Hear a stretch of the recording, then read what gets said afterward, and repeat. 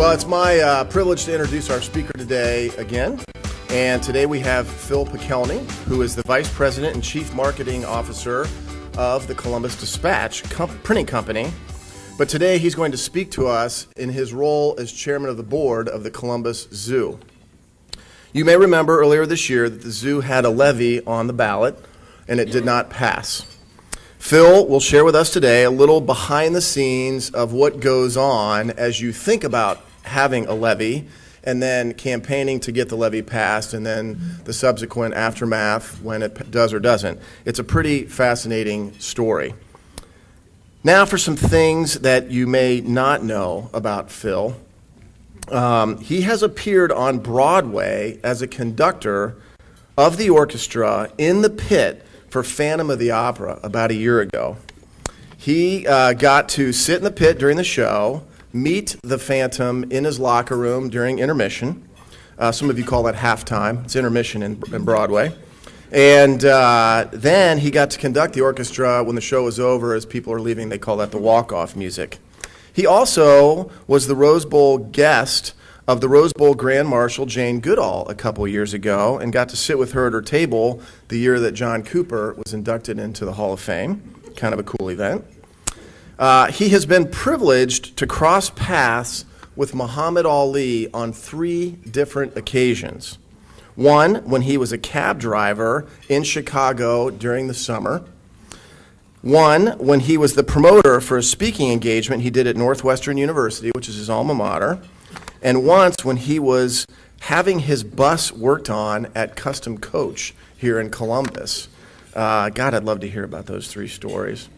Finally, as board chair of the Columbus Zoo and Aquarium, he had the dubious honor of having had Colo, the gorilla, Colo was a gorilla, spit a mouthful of water right at him. Wow, Phil, you zoo guys have quite an initiation for your board members. Or was that a precursor to the ALS bucket challenge that we just kind of completed? Either way, please help me welcome Phil Pekelny to ColumbusRotary.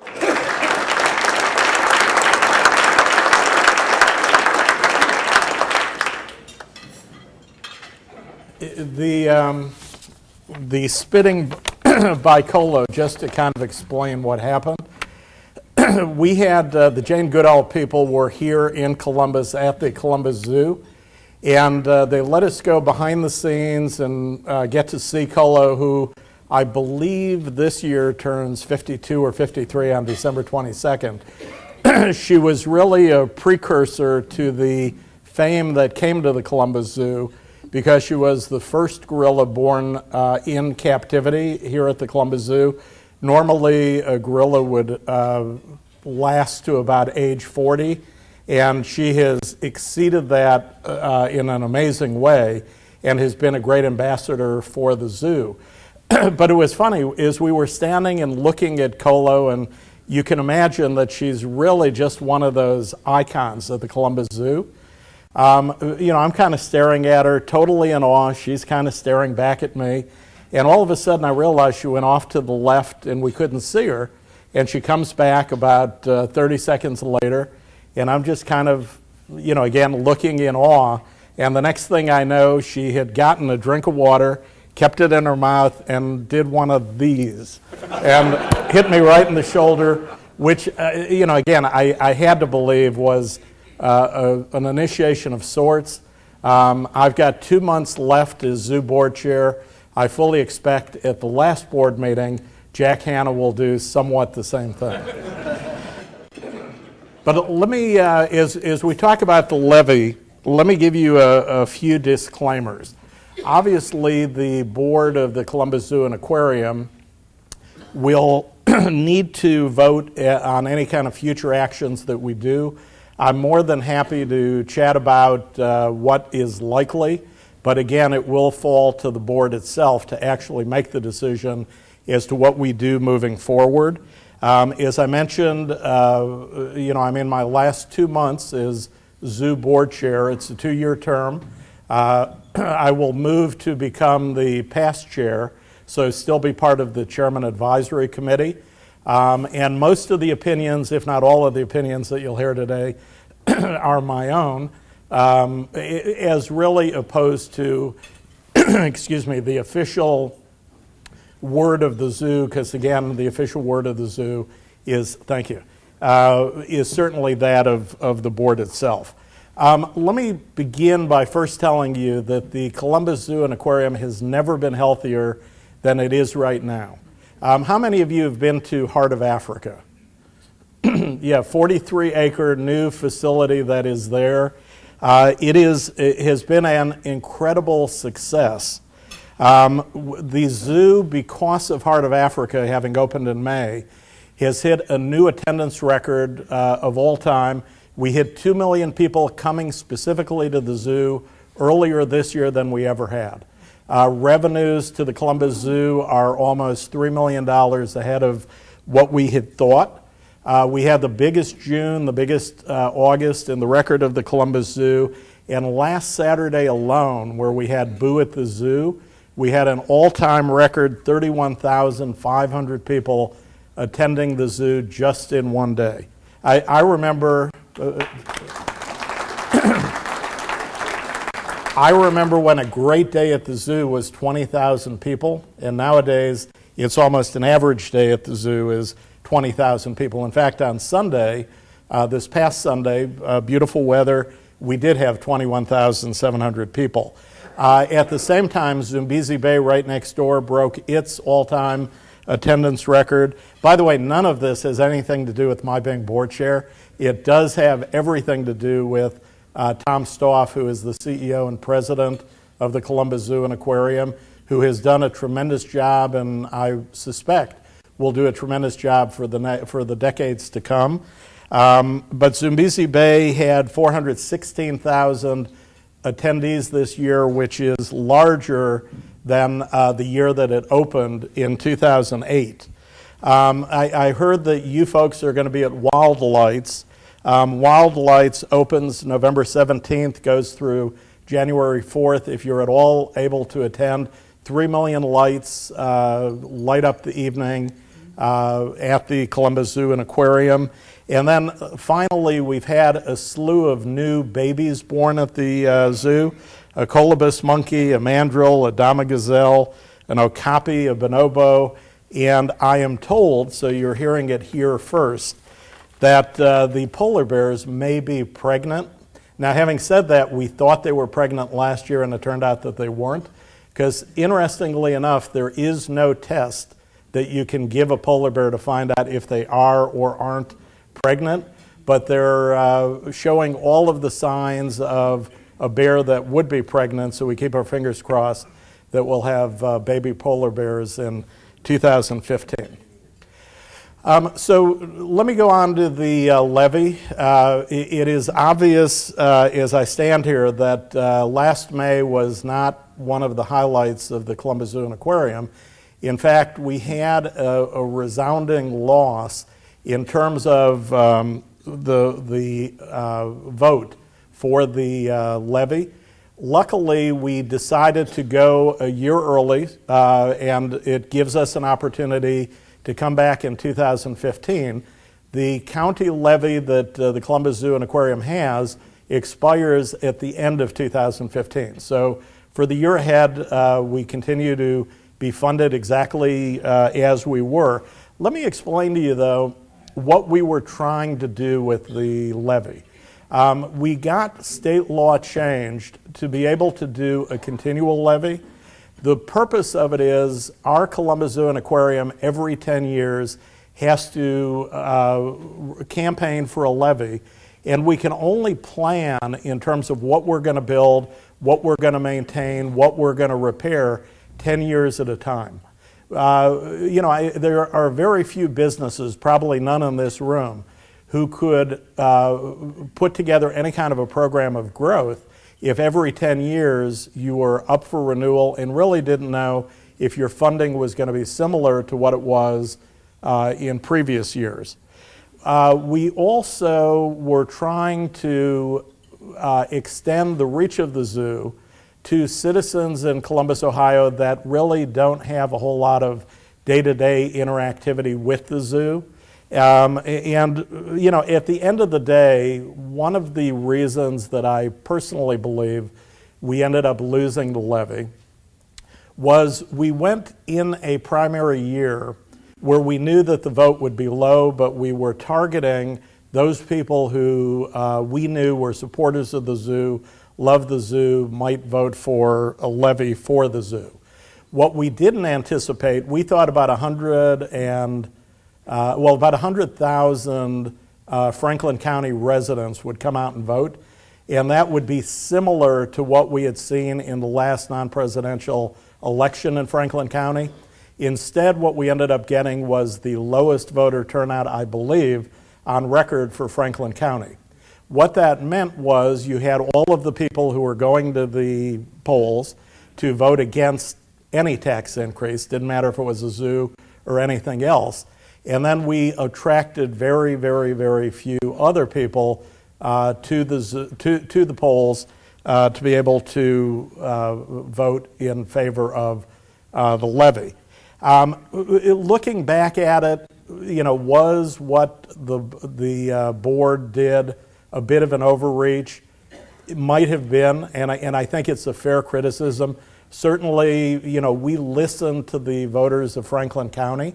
Collectively, they're a very smart group. They know what they want, they know what they don't want, and we absolutely positively respect it. So as we move toward 2015 for the renewal of that levy, which will happen, or at least the request for the levy and another vote for that levy, we will look at what we did wrong, what we see in the vote that was taken, and what seemed to not be in sync with the residents of Franklin County, and then are committed to doing a better job as we move forward. I do want to point out one thing, though. I do believe, and again, this is personal opinion, but it is backed to some degree by the Ohio Election Commission. I do think that in some regards we had dishonest opposition that came out against the zoo levy. What we learned during the course of the levy is the recovery in the area that we live has been very spotty. Some people are doing very well, other people not doing as well, other people really doing poorly. There is an anti-tax sentiment out in the public that is amazing. It used to be that when you, so I'm told by Chan Cochran, who has been involved with all of the zoo levies in the past, that you go into a levy knowing that there's about 30 to 32% of the public against you, because they tend to be people who just don't want to see taxes raised, and frankly, if they could eliminate a tax, they would like to see it eliminated. That number these days, a lot of political experts say is more like 40 to 45%. In other words, before anybody actually goes to the poll, you've got 40 to 45% of the public saying, I'm going to vote no, even before hearing any argument having to do with what the issue is. I will ask all of the people, and I want to take a brief moment to talk non-zoo, and I have no tie to Children's Social Services, but Children's Social Services are on the current ballot for November. The one thing that I will tell you in this community is we need a victory. We've seen the schools go down to defeat at the polls, and there were reasons for that. We saw the zoo go down to defeat at the polls, and again, I admit there was reasons for that. But Children's Social Services has been working for over a year for the levy that is on the current ballot. They're asking for no increase. They're asking for just a simple renewal, costs nobody any additional money than what people have been paying to this point in time. And if that levy fails, this community is going to be in a world of hurt. It's going to be in a world of hurt because of the fact that the great work that Children's Social Services does in the community, and also, again, just proving to the community that if done right, and the folks at Franklin County Children's Services have done everything right, if done right, it would be good for this community to pass a a renewal of a tax levy. So at any rate, I ask you to consider that, to think about it, because certainly this community does need a win. As we look forward, though, it is to be determined by the board of directors of the Columbus Zoo what we're going to do moving forward. But I just announced to the zoo board that we have our levy committee for the 2015 year. Keith Shoemate, who is a partner at Squire Patton Boggs, he is a city appointee on our Columbus Zoo board, is the gentleman who will be leading that effort. Already from the day that we lost the last levy, Tom Stoff, our CEO and president of the Columbus Zoo and Aquarium, has been going out talking to community groups, to churches, to synagogues, to government agencies, as well as charitable groups, to explain to folks, what we have in the Columbus Zoo and Aquarium is, as you all know, the #1 zoo in the country, but it is also a zoo that is in its 8th decade of existence. And just like a house that's 80 years old, there are infrastructure that has to be repaired, that has to be worked on. If we're going to do new exhibits like the one that we currently have at Heart of Africa that truly defines what a great zoo we have, it used to be that when there was a new exhibit at the zoo, it maybe cost $10 million. Heart of Africa or anything that would come after it, we're talking a facility that would be on the order of about $25 to $35 million. 3 times anything that we've done in the past. And in fact, when we did polar bears, which was followed by Heart of Africa was about 1/3 higher again than what it cost to do Africa. My guess is that the zoo board will be looking very closely at what does happen to Franklin County Children's Services.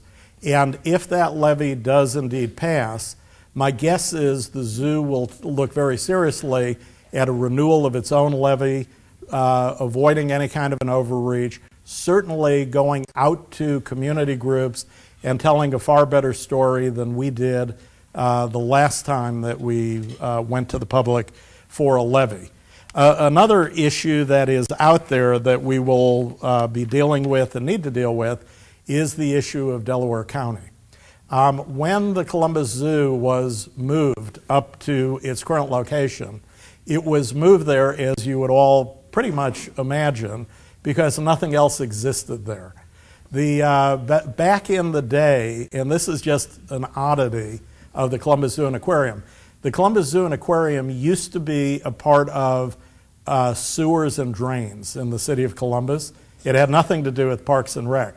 In fact, Jack Hanna tells the story when he was hired as the new zoo director, and I think the Columbus Dispatch, my employer, had a board chair who was responsible at the time to getting Jack here.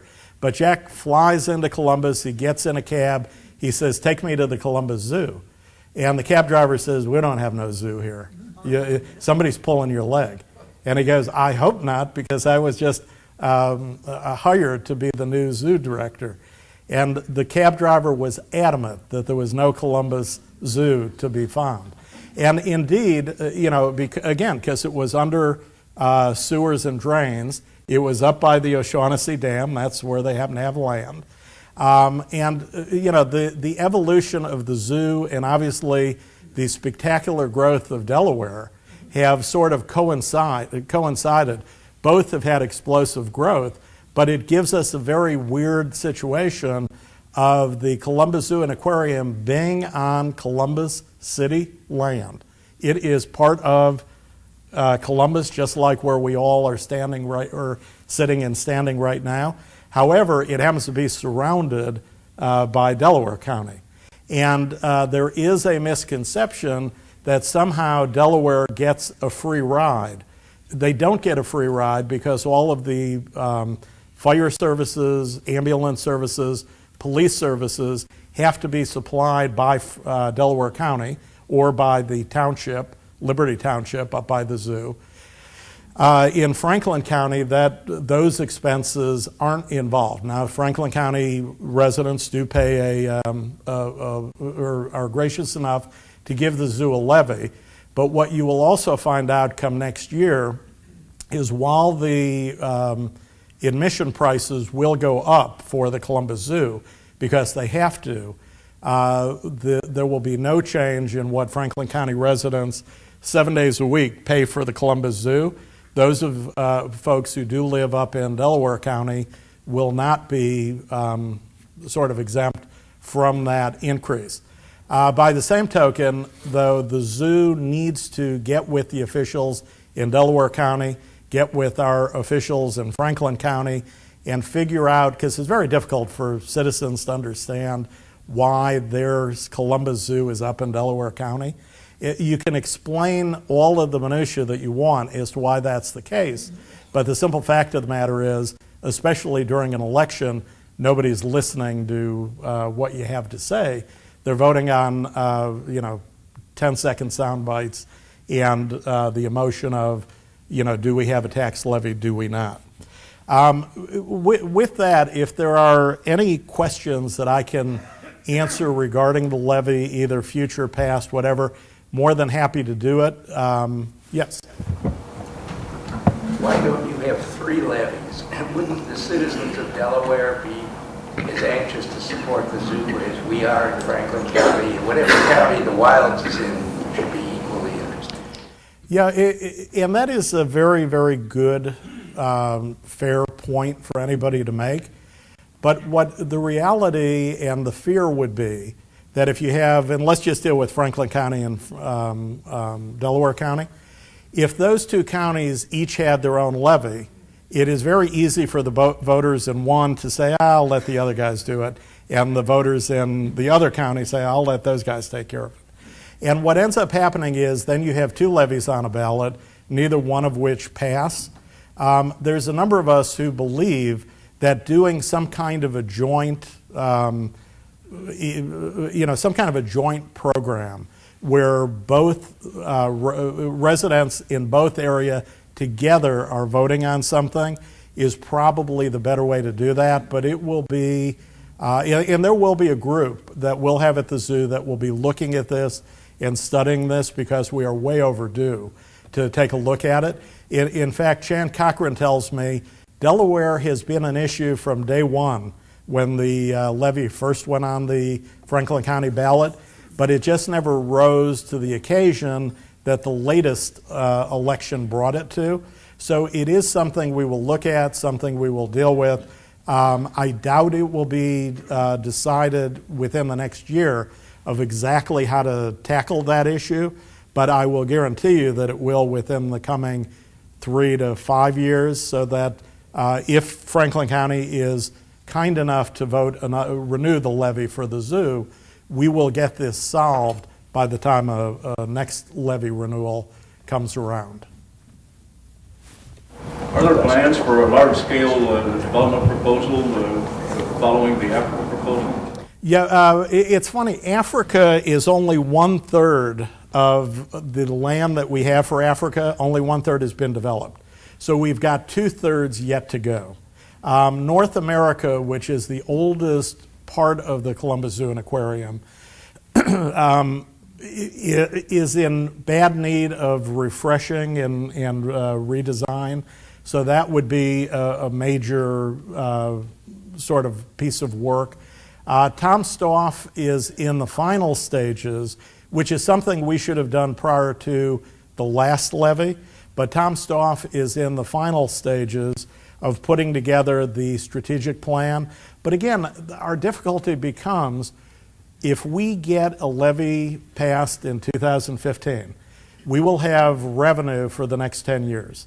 So banks will look at us as we try to get money for the future work and the future projects that we plan to have, and they're only going to see 10 years of protection in terms of whatever kind of money they might loan. So, but again, that's going to be our reality. We recognize that perfectly fine. and we will deal with it because the voters have asked us to deal with it, and we'll be happy to do that. Yes. Will you make the mistake of seeking a permanent levy again? I strongly doubt it. You know, one thing I would mention, and again, you heard the reason why we felt that permanent was fair. I don't know how many of you realize that the Columbus Public Library has a permanent levy. In fact, there's a number of public entities out there that do have permanent levies. We had felt that the zoo, having been good stewards of the public money in the past, would be able to qualify like the library and some others. Obviously, voters were very definitive in their point of they would like every 10 years to pass judgment on how well the zoo is spending their money and where the zoo is headed. And we understand that, we respect that, we heard that, and we are absolutely in agreement with it. So yes, the board will have to make final decision, but my guess is that the levy we would ask for would be a 10-year levy. Yes. I have an observation and a question. Many of the people I talked to voted no on the levy due primarily to the plan to expand to a second site downtown with the thought that that would dilute resources and they prefer to put money into ways to subsidize perhaps people getting to the real zoo. So my question is, will that expansion be on the next ballot? Yeah, Tom Stoff, the CEO president, has already said that no, it will definitely not be part of any future levy that we're asking for.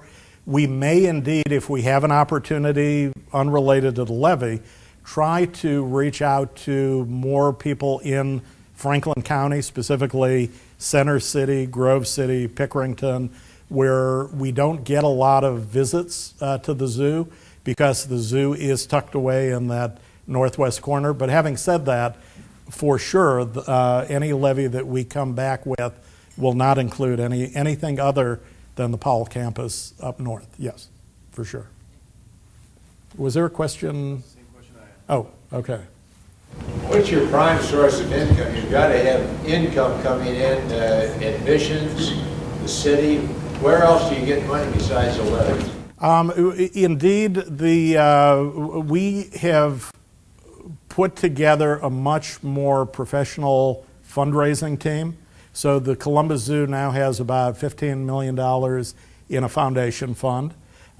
We also obviously have admission money as people buy things at the zoo. That generates more revenue.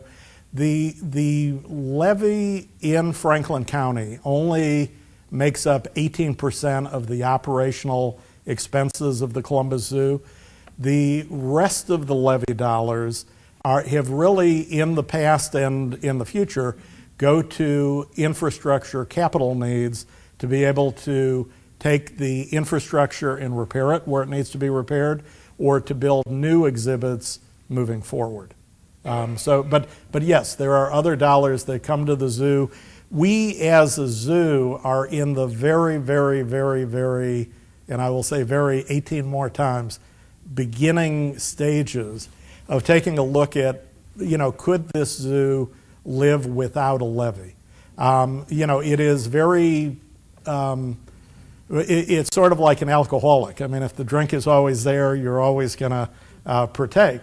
But with the scare that we had in May, we're asking ourselves the question, what kind of fundraising would it take so that we don't have to go to the citizens of Franklin County asking for a levy? Within the next year, none of that, we couldn't turn around on a dime like that. But I do know that a number of us would love to go to the voters of Franklin County after 2015 and either ask for half the levy that we've had in the past or no levy. But again, it will take a lot of planning, a lot of fundraising, a lot of other, also you have here in Columbus one of the lowest prices for a zoo and aquarium anywhere in the country. And even with the increase that we're proposing for next year, it is still cheaper than Cincinnati, Cleveland. And what would happen if the levy were not to pass, certainly there would be some cutbacks that would have to be done, some belt tightening, but the price of admission would certainly go up.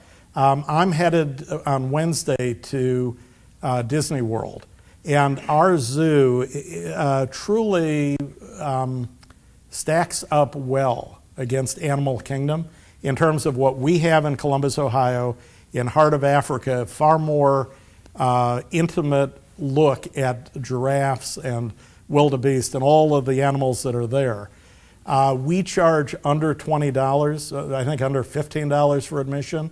When I go to Disney, to Heart of Africa, I'll pay $100 if I elect to go to Animal Kingdom. Big difference, big difference. And are we going to raise our fees to that kind of stratosphere level? No.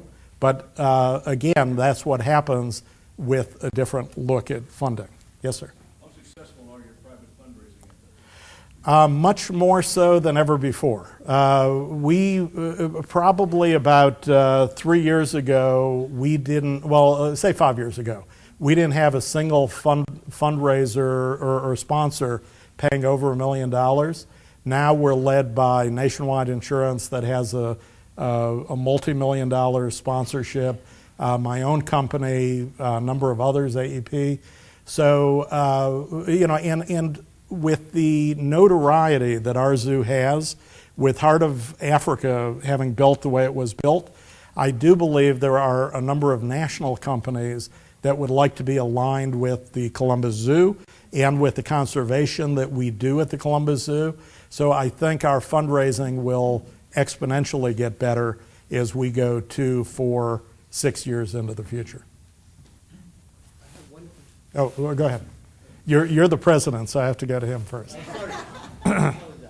Have you ever considered working with Colo to provide transit service for the inner city residents? We do, and we do. There is a bus that goes from downtown to the zoo, and it almost every day, and it was very heavily promoted last year, and almost every day it goes to the zoo with about 2 people. It's a very difficult thing to get people to commit to coming to the zoo with kids and family and all on a bus and a bus schedule. But yes, we keep looking at that. What about the external opposing, those people coming in from the outside? What have you thought? Can you speak to that, please? Yeah, so we have indeed reached out to the opposition, and I think we are making some very good headway. I do want to, and this is going to be a very personal point that I'm going to make, but what is very true about the May election is we went to the Ohio Election Commission because there was information that people voted or made the decision of their vote that was just patently false. One of that was a lot of veterans who were told in campaign literature that the Columbus Zoo was tearing down Veterans Memorial and building in its place a new zoo. Well, that could not be more false than anything. Where the zoo was going to go was a complete other side of the Scioto Peninsula, and we have nothing to do with the Veterans Memorial. We stood in front of the Ohio Election Commission, made our case. The Election Commission indeed said, in a unanimous verdict, that the people who were opposing the zoo levy had lied, knew they were lying, and after they knew they were lying, continued distributing those materials. Here's the problem. If you've been following in the Columbus Dispatch, which I hope you all subscribe to, by the way, you know that the Supreme Court overruled the state law that prohibits lying in elections, meaning that now any candidate or any issue group can say anything they want, and the Ohio Election Commission is out of business, and you're going to depend on the media to help decipher what's true, what isn't, because you can't be found guilty of lying anymore, which seems like a very odd way to do elections, but nonetheless, it is what it is.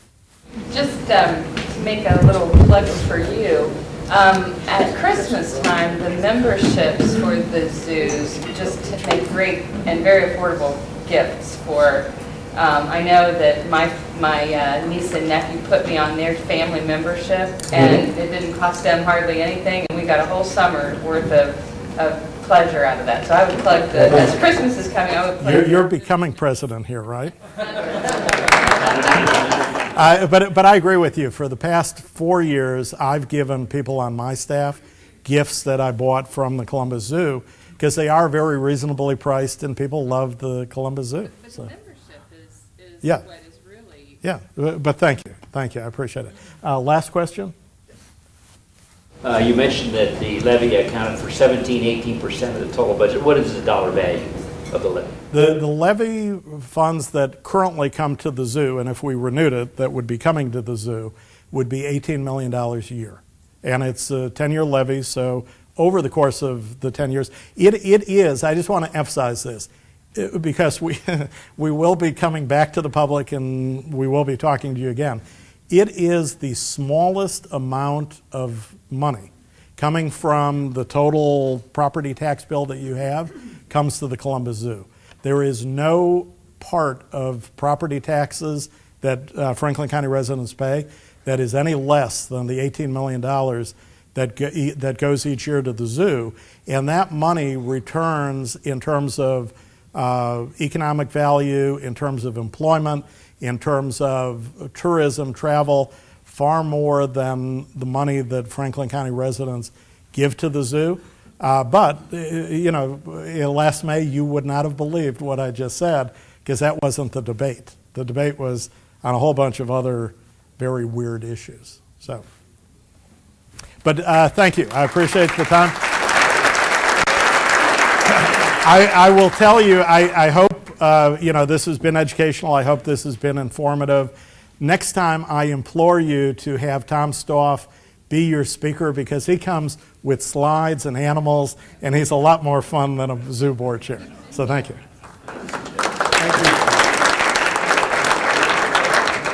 Thank you, Phil. Thank you. Very interesting, and I appreciate it.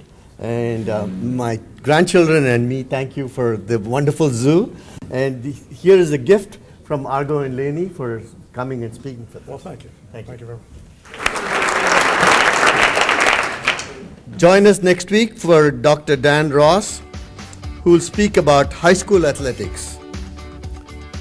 Meeting adjourned.